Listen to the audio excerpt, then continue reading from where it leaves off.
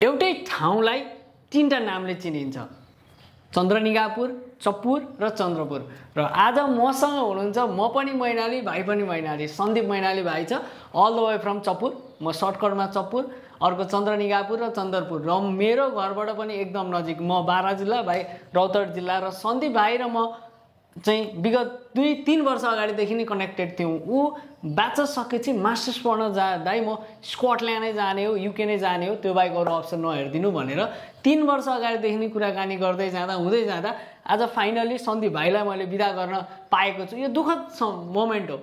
नेपालमा भएको आफ्नो दाजुभाइलाई विदेश जानु पठाउनु भनेको दुःखद मोमेन्ट हो, तर दुःखद मोमेन्ट हो भन्दाखेरि पनि एउटा ह्याप्पी मोमेन्ट पनि हो। ऊ त्यहाँ पढ्न जाँदैछ, ऊ पढ्छ, 2 वर्ष काम गर्छ र त्यहाँ सिकेको अनुभव र एक्सपिरियन्स लिएर आएर आफ्नै ठाउँ चप्पुरलाई विकास गर्नलाई मद्दत गर्छ। र चप्पुरमा एकदम चिरपरिचित अनुहार पनि हो सन्दीप मैनाली भनेको चप्पुरमा चिरपरिचित अनुहार पनि हो। र सन्दीप भाइ फाइनली स्कटल्यान्डमा, युनिभर्सिटी अफ वेस्ट अफ स्कटल्यान्डमा कुन प्रोग्राम पढ्न जाँदै? IT project management, MSc IT project management पढ्न जाँदैछ। र सन्दीप भाइलाई फेरि बधाई छ। र तिम्रो अप्टिमस ग्लोबलसँग यात्रा कस्तो रह्यो, र तिमी मैनाली, म मैनाली, र मसँग पनि तिम्रो यात्रा कस्तो रह्यो, प्लिज भनिदेऊ न। सर्वप्रथम त अप्टिमस ग्लोबललाई धेरै धेरै धन्यवाद। अब युके भन्ने बित्तिकै अप्टिमस ग्लोबल भन्ने बित्तिकै युके। कस्तो भन्दाखेरि युकेको यात्रा सँगसँगै अप्टिमस ग्लोबल चाहिँ जहिले पनि यो लिनै पर्ने नाम हो। युकेको अलमोस्ट अहिले 100% नै मैले मास्टरको पनि भिजा रेट देखाएको छु।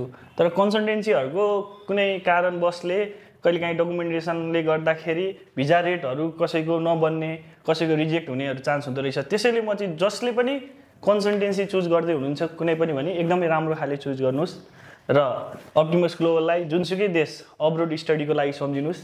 र मेरो यात्रामा पनि अप्टिमस ग्लोबलले एकदमै सहयोग गर्नुभएकोमा धेरै धेरै धन्यवाद भन्न चाहन्छु।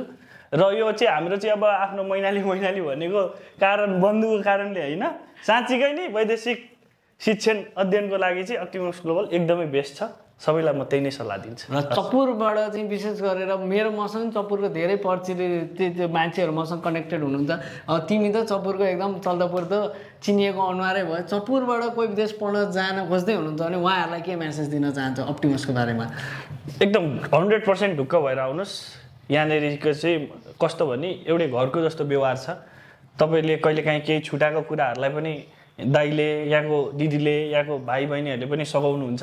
त्यसैले एकदमै मेक स्योर कि 100% ट्रस्टको साथ आउनु होला भन्न चाहन्छु। ल, सुनिहाल्नु भयो भने त तपाईँले चाहिँ सन्दीपकै मुखबाट तपाईँले के गर्ने, 100% घरको व्यवहार चाहिएको छ आफ्नो विदेश पढ्न जाने जोर्नीमा भने आँखा चिम्लेर हामीलाई आउने, हामीलाई भेट्ने र आफ्नो सक्सेसफुल जोर्नीलाई अगाडि बढाउने।